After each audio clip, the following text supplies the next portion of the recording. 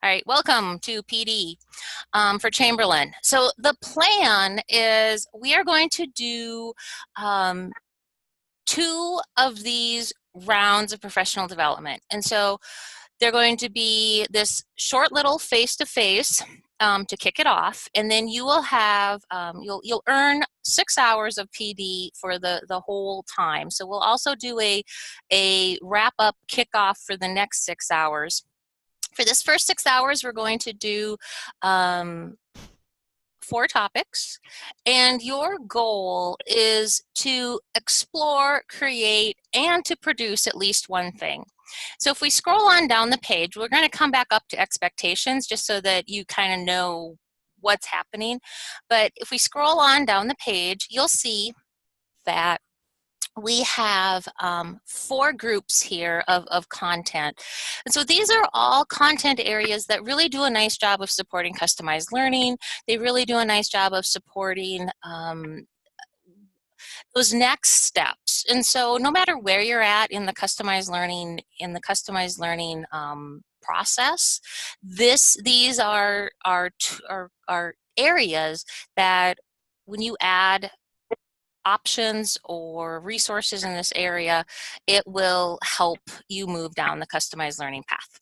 So the 4 choices that we're going to work with for this first block of training is adding choice, content, accessibility tools, and feedback.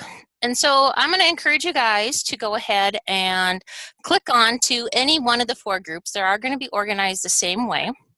So I'm going to start with adding choice. And so when you go into adding choice, you end up with 6 different items there. And so we have choice boards, menus, hyperdocs, Symbaloo pathways, show what you know, apps to demonstrate your learning, and low-tech ways to incorporate student choice. And so all of the options are going to have a very similar structure. And so here we have these 6 choices, and when you click on any one of them, they're going to have the following options. So I'm going to pop into choice boards. So everything is going to have a getting started option. And so it's going to have the resources there to investigate the concept. So when we say that, it's like, well, what is a choice board? How do you go about creating a choice board? Why would I want to create a choice board? And so here we've linked you out to a blog post that talks about a choice board.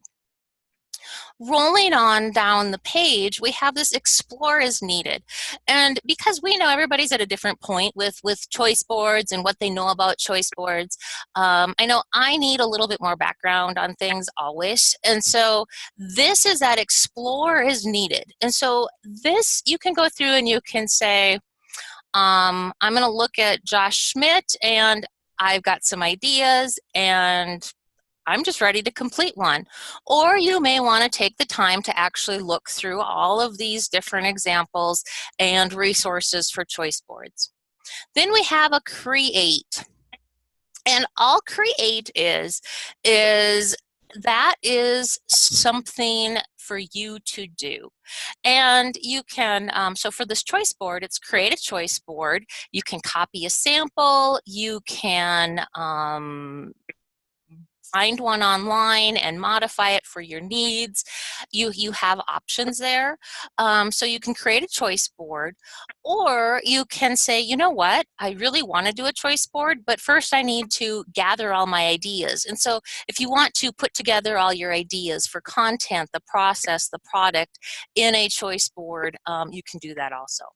So finally, once you've gone all the way through this particular square, we would like you to note, kind of reflect, share on what you've done. And so this is a form, a Google form.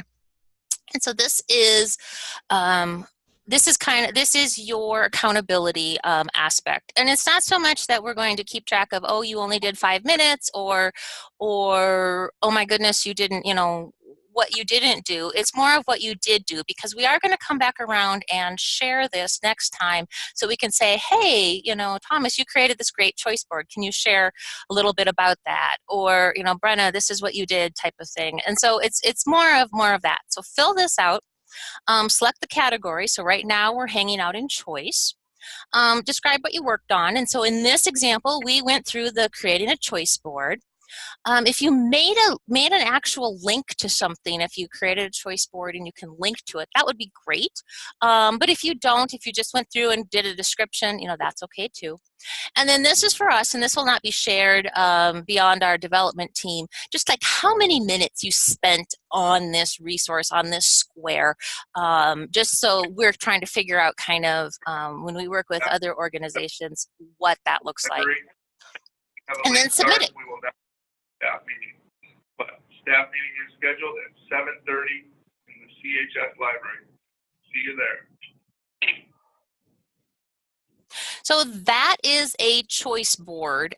And so within the choice option, you'll see we have a similar choice here for menus. And so we can go through and talk, there's a video by Josh Schmidt on menus and choice boards, exploring some menus and choice boards, exploring resources for building a menu. So you have options there. So HyperDocs is the same way. When we look at HyperDocs, you have lots of resources. And so this is a really great example for a great opportunity for you to say, I've been meaning to explore HyperDocs further, or I've been meaning to look into this more. This is your chance to do that. So the other topic areas that you guys have to explore are accessibility tools. And these go through and they run the gamut of some of the Microsoft tools, but they also use some of the other tools too. And so when you go in and look at any one of them, like Rewordify, for example, if you click on that, it's going to give you some ideas, like it tells you to go to the site, test out the demo, and then, try it out with your students. And so when you try it out how you could use it. And so when you reflect on this one, for example, you would say, I went to the site, I created an account, this is what I did, and this is how I plan to implement it, or this is what I'm doing with it, or not. So those are the accessibility tools. Content is, especially if you're doing choice or menus, you're going to need to have different content areas.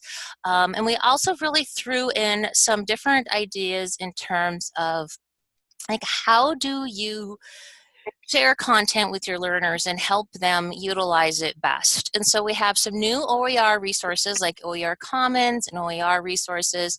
The state library, and I don't know that you guys know this, but the state library's resources switched to geo-authentication right before Christmas. And so you can click on them anywhere and have direct authentication. So you don't need to use your barcode and password when you're outside of the school anymore. And so this really opens up the accessibility to anybody as long as you're in South Dakota. And I'm really excited about it. So if you want to use them with your students, it's much easier than needing to do the barcode and password for at-home access. And so like Cornell Notes, a lot of people as we move into videos, trying to help our learners take notes, and how do they do that? Cornell Notes is a really good way. And so this is just a collection of ways to share content and content that you can use. And so a lot of people will use the content resources in like creating their choice boards, or they'll use them kind of collaboratively like that. And then finally, feedback. One of the things that's really a big part of customized learning and the feedback and the learning process is the feedback. And so we put together a number of resources for putting together feedback and how to provide feedback opportunities for your learners. So those are the 4 different clusters that you get to work through. And so what we'll do is kind of go back with the expectations. And so for accountability, we do ask that you fill out that reflection survey after every square. And then when we do the follow-up webinar, that you're willing to share out what you've done and talk about what you've done, because we will share your creations, because it is really exciting to see what other people have created. Just like with customized learning, and we expect our learners to try new things and push their comfort zone. We're really encouraging you to try new things. And so create accounts, organize resources, complete things that further differentiation and customization in your classroom.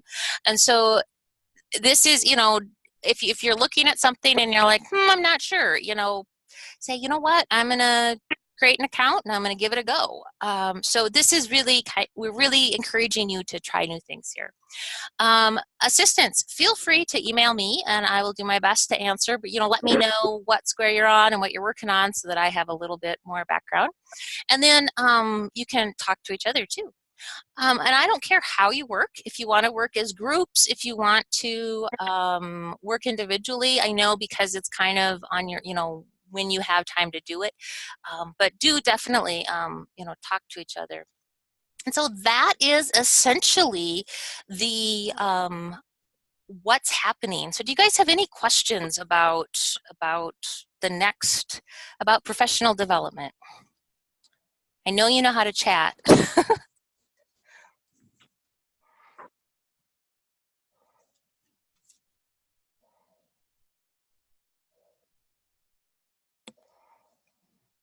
I don't think anybody does.